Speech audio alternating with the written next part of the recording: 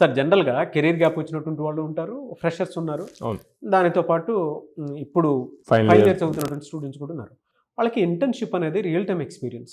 అది ఎలా సాధించగలగాలి? అంటే జాబ్‌లోకి ఎంటర్ అవ్వక ముందే ఎలా సాధించాలి? అండ్ నేను స్టూడెంట్స్కి స్పెసిఫిక్గా చెప్పేది ఏంటంటే స్టైఫండ్ గురించి చూడొద్దు, ఎక్స్పీరియన్స్ కోసం చూడండి. స్టైఫండ్ వాళ్ళు 50 రూపీస్ వేయండి, 3000 రూపీస్ వేయండి, 5000 రూపీస్ మనీ వద్దు. ఫస్ట్ ఎక్స్పీరియన్స్ రావాలి, రియల్ టైం వర్క్ ఎక్స్పీరియన్స్ రావాలి. ఎందుకు? మీరు కాలేజీలో నేర్చుకునేదంతా థియరీ, అది ఎగ్జామ్స్కి సెట్ అవుతుంది.